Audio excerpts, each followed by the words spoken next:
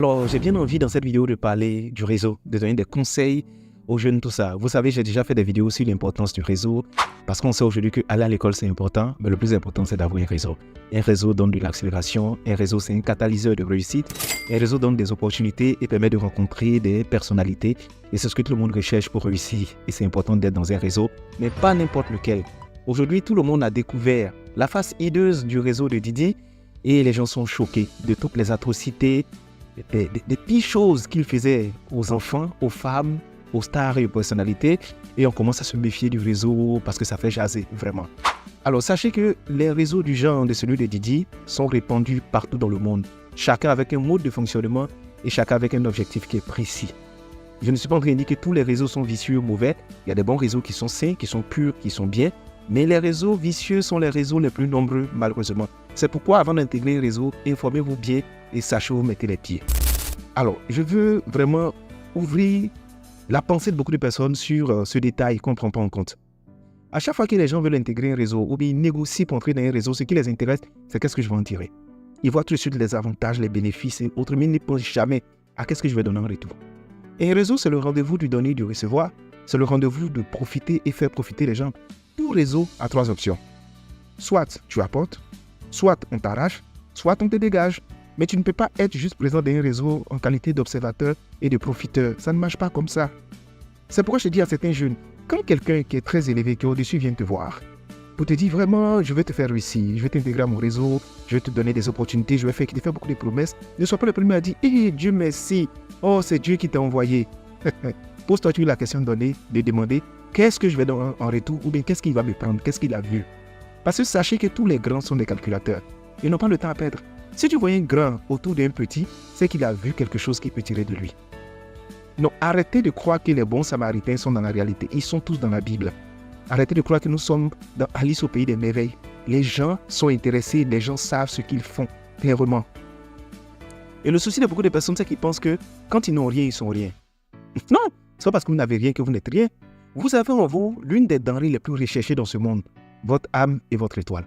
Alors parlons de Didi. Lorsqu'il a commencé ses activités, il a bien évolué. Chris Brown a tout fait pour rentrer dans son réseau.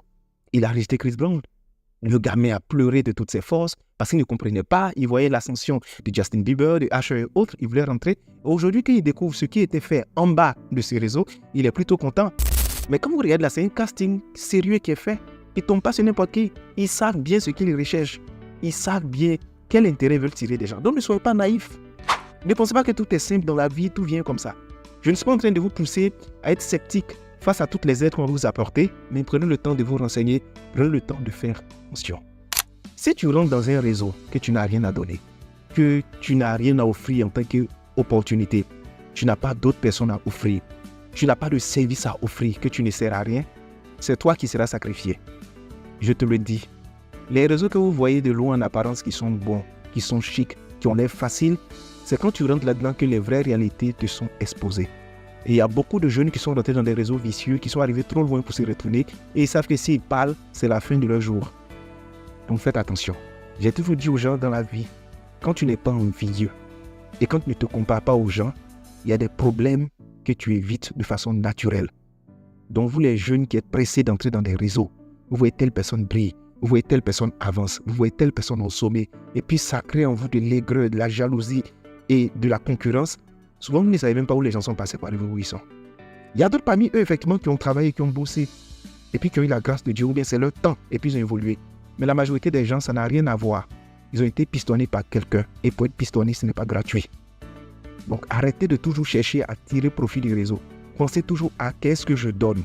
Et pour terminer, je vais attirer votre attention sur quelque chose. Même Dieu, pour être dans son réseau, on va dire comme ça, il y a des choses qu'il demande en retour. Il va te demander de la sanctification, il va te demander de l'adoration, de marcher avec lui, d'éviter certaines choses, de lui rapporter des âmes aussi. Mais c'est le même fonctionnement qui se trouve dans les réseaux. Dieu va te demander de sacrifier des choses, bien de te sacrifier pour lui. C'est la même chose. Donc ne soyez pas naïfs. Si vous êtes dans un réseau que vous n'avez rien à apporter, faites attention à vous. Si jamais un réseau très élevé vous cherche, c'est qu'ils ont vu quelque chose en vous. Ne vous précipitez pas pour entrer dans le réseau les deux pieds joints. Sinon le réveil peut être brutal. C'était juste ces conseils que je voulais vous donner. À faire des réseaux, on est dedans. Souvent, ça commence par une réunion de réflexion. Ça commence par allons Ah, Sylvie, on va discuter. Souvent, tu ne te rends pas compte de ce dans quoi tu es. C'est quand ça arrive loin devant qu'on commence à te poser des conditions que là, tu es bloqué. En temps, tu as commencé à profiter du réseau. On fait comment?